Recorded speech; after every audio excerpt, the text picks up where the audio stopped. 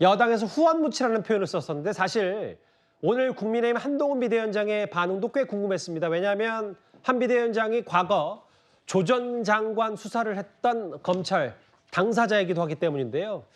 한동훈 비대위원장이 조 전 장관 출정식에 앞서서 이렇게 말을 했습니다.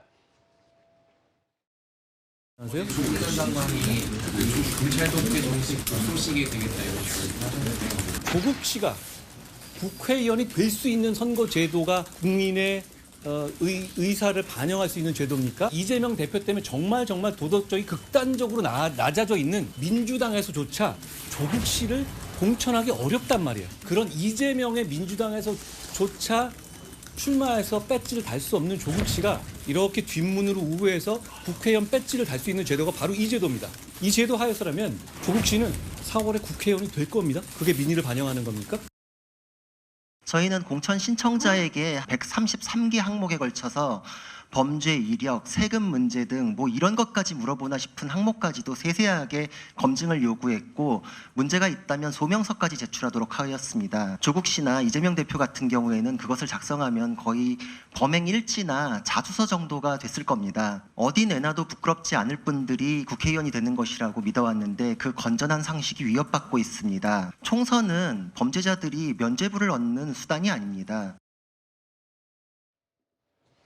구자룡 변호사 마지막 말이 좀 인상적이네요. 구자룡 비대위원. 조 전 장관이나 이재명 대표 같은 경우에는 만약 공천 신청 작성하면 거의 자술서 정도 됐을 거다 이렇게 꼬집었는데요. 이현정 의원님. 네. 이재명 대표 때문에 도덕성이 극단적으로 낮아진 민주당에서조차 출마 못하는 조 전 장관. 조 전 장관이 국회의원 되는 게 이재명 대표가 만든 선거제도다. 두 사람을 싸잡아 비판했어요. 그렇죠. 지금 조국 전 장관의 출마를 결심한 첫 번째 이유는 일단 법원의 2심 판사가 법정 구속을 하지 않았기 때문에 일단 가능해졌습니다. 참 이해가 되지 않는 일이죠. 왜냐하면 1심에서 5년을 받고 2심에서도 5년을 받았는데 법정 구속을 하지 않았어요.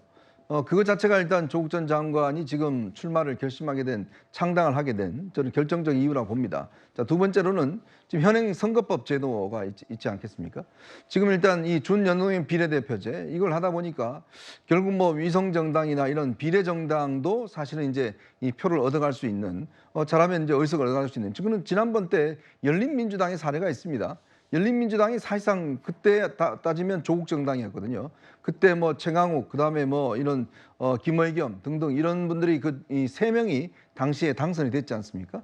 자, 그러다 보니 조국 전 장관도 이런 방식이라면 내가 하더라도 그때 열린민주당보다는 좀 더 하지 않겠는가 뭐 그런 생각을 했지 않겠어요? 이제 그렇기 때문에 아마 이제 출마를 결심하는 것 같아요. 자, 그런 것들이 이제 종합적으로 된 것들이 깔아주니까 이런 것들이 법원에서 도와주고 이재명 대표가 도와주고 하니까 결국은 이런 창당이라는 참 초유의 일들이 벌어지는 것 같습니다. 예. 과연 이게 참 이 송영길 전 대표도 지금 뭐 검찰 해체당을 만든다고 이야기를 하는데 돈 봉투 때문에 구속된 분이 참 검찰 해체당을 이 옥중에서 만든다고 이야기를 하고 있죠. 그리고 곧 이제 확정이 되면 교도소 갈 분이 또 정당을 창당한다고 이야기를 하는 거고요. 참 세계 토픽감입니다. 조 전 장관이 국회의원 되는 게 이재명 대표가 만든 선거제도 때문 아니냐. 뒷문 열어준 거 아니냐라는 얘기까지 좀 있던데요. 다음 화면을 보겠습니다. 소정숙장님. 그런데 아까 이제 눈치채신 분도 계셨지만 한동훈 위원장이 조 전 장관을 조국 씨라고 무려 3번을 불렀어요. 이 호칭이 주는 의미도 간단치는 않을 것 같은데요. 결국 이제 한동훈 비대위원장이 조국 전 장관을 인정하지 않겠다라는 그런 표현을 저렇게 그냥 조국 씨 이렇게 이제 호출을 한 것 아닌가. 그러니까 일반적으로 뭐 부를 때 이제 비대위원장 등 당 대표하는 사람이면 상대방에 대해서 뭐 직함을 불러주는 경우가 일반적이긴 하죠. 근데 한동훈 비대위원장이 저렇게 조국 씨라고 했다는 것은 정치적으로 상당한 어떤 공격을 하는 그런 의미를 내포를 하고 있고 조 전 장관의 그런 정치적인 잠재력, 뭐 기타 이런 것들을 인정을 나는 안 한다라는 것을 저 표현상으로 그냥 조국 씨라고 부르는 걸로 그렇게 좀 호출하지 않았나 싶습니다. 이게 이제 그러다 보니까 상대 민주당 쪽에서도 맞짱을 뜨면서 뭐 이제 한동훈 비대위원장을 또 검사라고 호칭하는 이런 경우들도 좀 나오는 그런 상황이 아닌가 싶습니다. 예. 조국 씨가 뒷문으로 우회해서 금배지를 달 수 있게 만든 제도가 바로 이재명 대표가 선택한 준연동형 선거제 아니냐. 뭐 이 얘기까지 나왔는데 조국 씨. 몇 번이나 강조했습니다. 귀에 쏙쏙 박히게 한동훈 위원장이요. 그 최명무 의원께 이 질문을 드릴게요. 오늘 조 전 장관의 그 이른바 출사표, 출정식 메시지를 쭉 들어보면 뭐 나라 걱정하는 것도 있어요. 이제 본인에 대한 방탄보다 나라 걱정을 얘기하다가 민주당보다 더 세게 뭐 좀 더 강하게 나가겠다는 얘기들이 좀 있는데 다음 화면을 보면 그게 바로 4년 전 열린민주당 참고 아니냐. 조 전 장관님 꿈꾸고 있는 게 그때는 당시 이제 매운 민주당이라고 했던 이른바 친문 세력의 열린민주당 이 사례를 좀 벤치마킹해서 조 전 장관이 이 사례를 가고 싶다 이런 취지로도 읽히는데 어떻게 판단하세요? 그 당시에 열린민주당이라고 한다면 민주당과 다르게 사실은 조국 수호 세력이 주도적으로 참여한 곳 아닌가요? 예를 들어서 최강욱 전 의원 같은 경우가 바로 그런 사례입니다. 그러니까 조국 수호 세력이 모여서 그러니까 민주당으로서는 조국 수호 세력을 이렇게 품어 안기가 좀 애매하니까 그 부분과 관련해서 이제 별도로 강성 지지층 중심으로 열린민주당을 만들어서 비례대표 3석을 얻었죠. 그때 5.42%를 얻었습니다. 정당 득표율에서. 자, 근데 이번에도 보면 그 조국 수호 세력이 아니고 이번에는 조국 본인이 직접 나선 거죠. 근데 이제 문제는 그때와 다르게 지금은 조국 전 장관이 이제 그 2심까지 징역 2년을 선고받은 상태에서 본인이 직접 나선 거란 말이죠. 그러면 이제 4년 전과 마찬가지로 지금도 이제 민주당과의 관계가 4년 전하고는 좀 달라지긴 했어요. 예. 지금 이재명 대표의 민주당은 조국 전 장관을 받아들일 태세가 제가 보기에는 안 돼 있는 것 같고 의도적으로 거리두기를 하고 있지 않습니까? 그러면 결국 조국 전 장관이 이제 민주당의 위성정당에 참여할 가능성은 거의 없는 것으로 보이고 이제 독자적으로 신당을 만드는 수밖에 없는데 이제 비례대표 위주의 아마 신당이 되지 않을까? 제가 아까도 그렇게 말씀을 드렸죠. 그렇게 되면 이제 조국 전 장관이 아마 비례대표 2번을 맡게 될 거고요. 예. 그러면 이제 기본적으로 뭐 3% 이상이 돼야 되는데 그 4년 전과 좀 달라진 점은 4년 전에는 열린민주당이 5.4%를 얻었지만 예. 지금 조국 전 장관이 만드는 신당이 과연 우선 3%를 넘을 것인가 뭐 하는 부분에 이제 의문이 들고 예. 뭐 저는 개인적으로는 3%는 넘을 수 있다고 봅니다. 자, 그렇게 되면 이제 1번까지 당선이 되느냐 2번까지 당선이 2번까지 당선이 못 되면 조국 전 장관이 국회의원 배지를 달 수가 없는 거거든요. 예. 이제 이런 부분도 이제 계속 관심의 대상이 될 것으로 본다. 그래서 지금 조국 전 장관이 아마 참고석격으로 보고 있는 거는 지금 말씀하셨듯이 4년 전 열린민주당 사례일 것이다. 이렇게 생각합니다. 당시 이제 최강욱 전 의원, 김의겸 의원은 김진애 의원이 이제 서울시장 출마한다고 빠진 그 자리 승계해서 이제 의원이 됐고 두 의원 다 사실 구설이 많았는데 그 이후에 사실 그 전부터 해서 민주당으로 이제 합당을 했고요. 이 사례를 좀 참고할 거다. 글쎄요, 조 전 장관 또 새롭게 알려진 얘기가 있어서요. 이현정 의원이. 네. 조금 전에 알려진 얘기는 조 전 장관이 오늘 이렇게 본인 창당 선언한 날 대법원에 상고장을 제출했다. 법적인 부분과 정치적인 부분 나는 확실히 뭐 사과를 했지만 본인은 결백하다는 취지를 정치 선언한 날 강조하고 싶었던 모양이에요. 상고장을 오늘 냈네요. 그렇죠. 일단 법적으로 이제 빨리 상고장을 내서 대법원의 어떤 심판을 받고 싶다는 것과 본인의 창당 선언 이걸 이제 같이 동시에 한 것인데요. 예. 근데 저는 참 이해할 수 없는 게 본인이 법학자지 않습니까? 형법 교수죠. 그렇죠. 법학자로서 서울대 로스쿨에서 교수직을 했는데 문제는 본인이 처음에 할 때 법의 어떤 심판에 따르겠다라고 이야기를 하다가 점점 말이 바뀌었습니다. 비법률적인 방식으로 본인의 명예업을 하겠다 뭐 이런 걸로 바뀌었어요. 예. 그리고 또 1, 2심 그 과정을 보면 본인의 어떤 이 유죄와 이 죄와 관련해서 성실하게 어떤 따지고 이런 행위들이 보여지지 않아요. 대부분 다 뭐 진술 거부권을 행사한다든지 뭐 이런 식으로 해서 결국 지금 2심까지 다 유죄가 난 거 아니겠습니까? 아니 보통 보면 1심에서 이 유죄가 나면 2심에서 좀 감형이 되는 게 상례거든요. 왜냐하면 부인 정경심 씨 같은 경우도 1심에서는 징역이 내려졌지만 2심에서는 이제 이 집행유예가 내려졌습니다. 왜냐하면 본인이 여러 가지 시인을 냈거든요. 근데 제가 보기에는 조국 전 장관은 본인이 재판장에서 전혀 따지지 않다가 이제 또 책을 내서 온데 돌아다니면서 또 이 책 팔다가 이제는 또 이제 상고장을 제출해서 하고 또 창당 선언을 하겠다는데 확실히 제가 좀 이해하기는 좀 어려운 불인 것 같습니다. 대법원에 상고장을 제출했고 다시 한번 말씀드리지만 대법원에서 형이 확정이 되면 조 전 장관은 의원직을 잃게 됩니다. 만약에 당선이 되더라도. 그런데 조 전 장관 오후 기자회견 때 한동훈 비대위원장을 집중적으로 공격한 게 있습니다. 바로 이 장면입니다.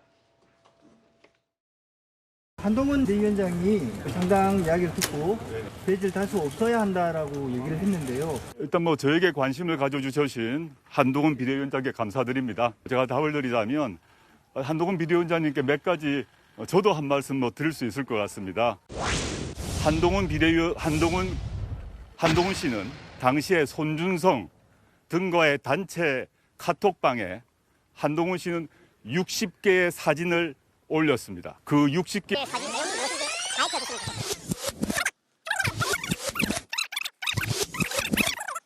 한동훈 검사는 검사 시절부터 김건희 씨와 수백 번의 카톡을 한 것으로 알고 있습니다.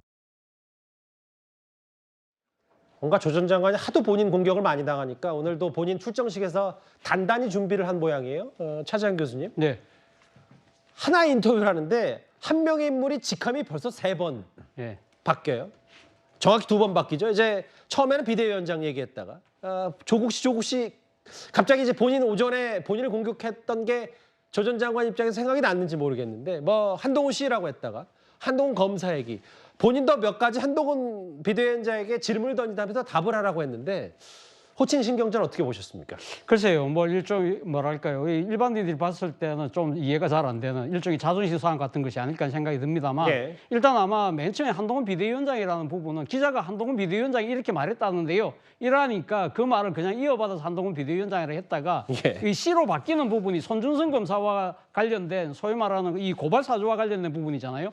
그날 이 고발장이 그러니까 지금 당시 정당으로 넘어가기 전에 그날 당시에 60개의 사진을 올렸다는 부분을 이야기하면서 한동훈 씨라는 표현을 썼거든요. 아마 이 조국 전 장관 입장에서는 그 행위 자체가 일종의 범죄에 연루된 것이 아니냐. 그런 차원에서 본다고 한다면 위원장이나 전 장관 이런 호칭을 붙이기 힘들다고 아마 판단을 한 것 같고요. 김건희 여사와의 그런 단톡 같은 경우도 아마 당시의 직함이 검사였기 때문에 일종의 뭐랄까요. 그러니까 윤석열 총장의 부하라는 느낌 이런 부분들을 아마 나름대로는 애둘러서 강조하기 위해서 그런 이야기가 한 것이 아닐까 생각이 드는데 예. 앞서 제가 말씀드렸습니다만 사회적 통념상으로 좀 말이 안 된다고 생각하는 부분이 사실 저 두 사람은요. 서울대 법대 선후배 지간입니다. 예. 그리고 무엇보다도 더 중요한 부분은 두 사람 다 전직 법무부 장관이었습니다. 그렇다고 한다면 우리 일반 국민들이 느끼는 국무위원에 대한 그 직위 갖고 있는 일종의 뭐랄까요.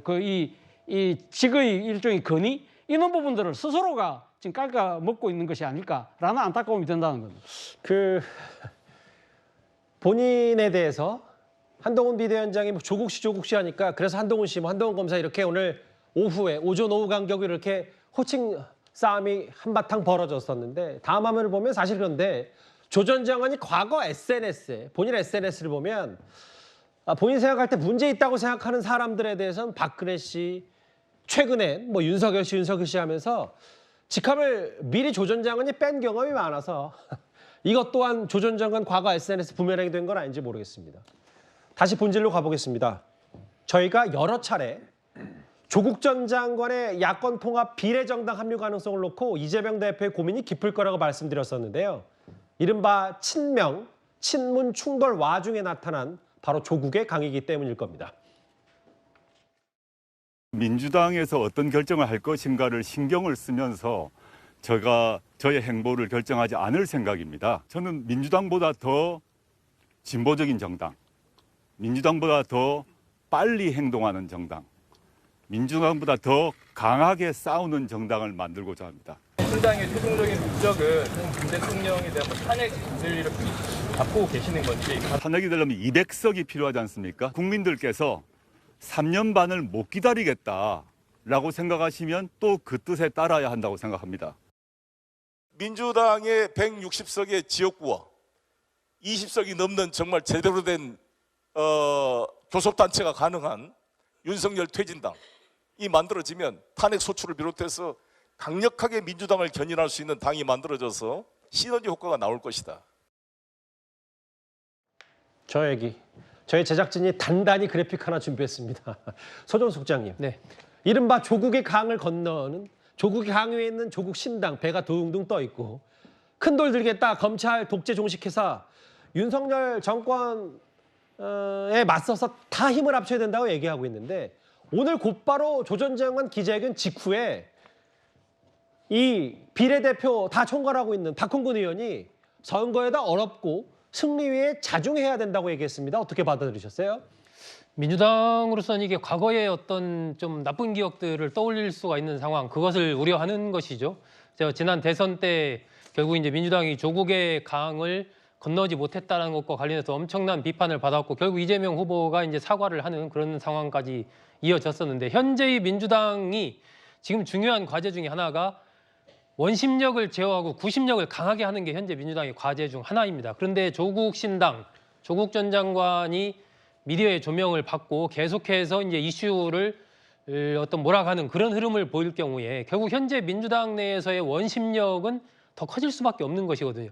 현재 민주당이 이제 일부 세력들이 이탈에 나오게 된 가장 핵심적인 원인이 결국은 조국 사태, 조국 전 장관을 어떻게 볼 것이냐에서부터 그때부터 이제 균일이 시작된 것이고 현재까지 이어져 와서 이제 겨우 그것을 어느 정도 좀 이렇게 좀 봉합하려나 싶은 시점에 다시 이제 조 전 장관이 이슈에 등장하는 상황이기 때문에 민주당으로서는 이러한 원심력을 차단하기 위해서라도 일정하게 이제 전략적으로 조 전 장관과 거리를 두는 모습을 취할 필요가 있다라는 판단에서만 박홍근 전 원내대표가 저렇게 얘기를 한 것으로 보이고요. 두 번째는 결국 이게 총선의 승패가 갈리는 건 결국 수도권입니다. 이 121석 수도권을 누가 차지하느냐의 문제인데 지난 총선 때 16석을 제외하고는 민주당이 싹쓸이를 했거든요. 수도권에서. 그런데 지금 이제 수도권 유권자들의 감성 속에 조국 전 장관, 조국 사태를 바라보는 것은 중도층은 상당히 비판적으로 조국 전 장관의 움직임에 대해서 바라보고 있는 상황이기 때문에 조국 전 장관이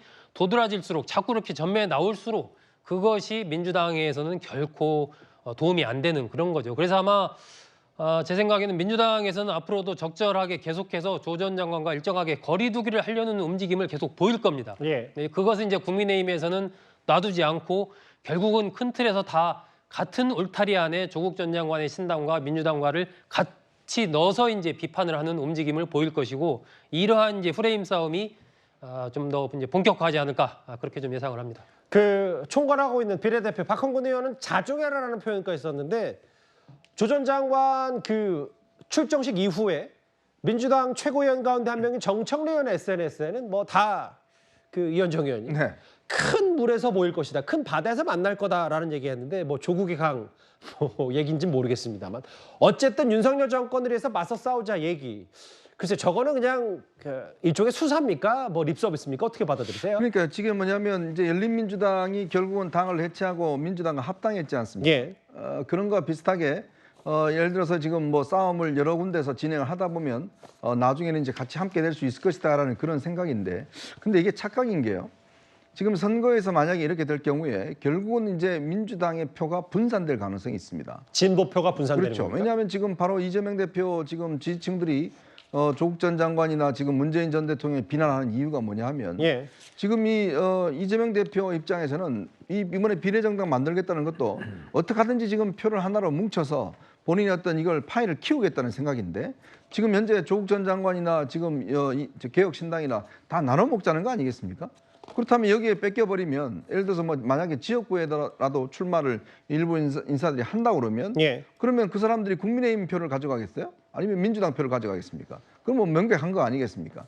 그렇기 때문에 저는 뭐 정청래 최고의 저 이야기는 결국 뭐 크게 이야기하는 거겠지만 글쎄요, 뭐 지지층들이 좀 비판할 것 같긴 한데 결국은 이제 이번에 같은 경우는 아마 이런 식의 어떤 이 조국 전 장관 행태를 아마 이재명 대표 입장에서 보면 결코 유리하지 않는 그러한 상황으로 보여지고 특히 문재인 전 대통령이 이제 조국 전 장관을 지지하면서 했던 이야기가 지금 민주당이 뭔가 좀 이런 것도 포용하고 있지 못하다. 왜냐하면 지금 임종석 전 실장이나 여기 뭐 공천 안 주겠다는 거 아니겠습니까? 그러면서 불가피하다는 이야기를 했어요. 그러니까 그런 것들이 오히려 이재명 대표 체제를 좀 이완시키는 거 아닌가? 뭐 그런 어떤 시각도 있는 것 같습니다. 어제 저 장면 저희 뉴스탑10에서 속보송으로 전해드렸다시피 조 전 장관은 오늘 그러니까 신당 창당선을 하기 하루 전에 파란 넥타이를 메고 저렇게 양산 평산마을 문 전 대통령을 예방했습니다. 그런데 문 전 대통령의 반응이 예상보다 더 조국 전 장관에게 우호적이었습니다. 결과와 무관하게 이미 조국 전 장관이 지금까지 겪었던 고초 그것만으로도 저는 아주 크게 마음에 빚을 졌다고 생각합니다. 어제 문 대통령님하고 뵌 거는 제가 모셨던 분으로서 당연히 인사를 드리고 또 조언을 구하는 게 저의 기본 예의라고 생각하고 마치고 대통령님과 이렇게 술 한잔 했습니다. 그 외에는 특별하게 새롭게 드릴 말씀은 없습니다. 조 전 장관은 문 전 대통령과 오랜만에 술 한잔 했다고 했고 문 전 대통령 얘기는 민주당 안에서 함께 정치를 할 수 있었으면 좋겠지만 그게 어려운 상황이라면 신당 창당 불가피성을 이해한다. 이 불가피성. 지금 아까 이현정 의원 말만 따라 이재명 대표 강성 지지자들이 꽤 문 전 대통령까지 비판하고 있는데 이 상황 어떻게 분석하시겠어요? 저는 그 조국 전 장관이 왜 본인이 신당 창당을 할 수밖에 없는 것인가 하는 걸 설명을 했다고 봐요. 저 문재인 전 대통령을 만나서. 근데 그 부분에 관해서 문재인 전 대통령이 자기가 전폭적으로 지원한다든가 아니면 지지한다든가 하는 표현을 쓰지 않고 예. 불가피성이라는 표현을 썼어요. 그리고 지원도 아니고 이해한다고 했습니다. 저는 저런 것들이 문재인 전 대통령이 조국 신당 창당에 대해서 아주 적극적으로 지지 의사를 밝힌 게 아니라고 해석을 합니다. 예. 그렇기 때문에 지금 문 전 대통령으로서는 본인이 임명했던 그 민정수석, 법무장관이었던 사람이 자기를 찾아온다고 하니까 그거를 거부할 수는 없는 거 아니겠습니까? 그리고 이런 여러 가지의 그 문 전 대통령의 이 말이 문 전 대통령 본인의 육성이 아니고 조국 전 장관 측에서 지금 얘기를 설명을 하고 있는 거예요. 그러니까 저는 정확한 의미가 그 문재인 전 대통령이 얘기하고자 했던 정확한 의미가 전달이 좀 덜 됐다고 봅니다. 그런 점에서 저는 전체적으로 보면 그 문재인 전 대통령이 조국 전 장관의 신당에 대해서 적극적으로 지지하는 의사표명보다는 그냥 본인을 찾아왔으니까 어쩔 수 없이 본인이 그걸 그냥 이해한다 정도에 그치는 것이지 적극적인 지지 의사는 아니다 이렇게 보고 있습니다. 예, 저게 이재명 대표 강성 지지자 이른바 개딸들의 여러 온라인에서 올라온 글들인데 잊힌 사람 되고 싶다는 그분 만나요 라고 하면서 조 전 장관은 민주당에 자리 없어요. 무능한 줄만 알았더니 염치 없다 예의 없다 이런 표현도 나올 정도로 사실은 글쎄요. 어제 문 대통령이 아까 최고봉 의원 말씀은 조 전 장관에게 엄청난 힘을 실어준다기보다는 예의상 문전박대할 수 없으니까 신당 창당의 불가피성 언급을 했다고 함에도 지금 문 전 대통령 향한 이재명 대표 강성 지지자들의 볼멘 목소리는 오늘 있었던 조 전 장관의 신당 창당 공식화와 함께 더 커질 공산이 커졌습니다. 알겠습니다. 첫 번째 이슈 조 전 장관 오늘 신당 창당 그리고 총선 출마를 공식화했습니다. 2심에서 유죄를 받은 지 닷새 만에 이런 정치적 행보 참 유례없는 일입니다. 첫 번째 이슈 여기서 마지막 마무리하고요.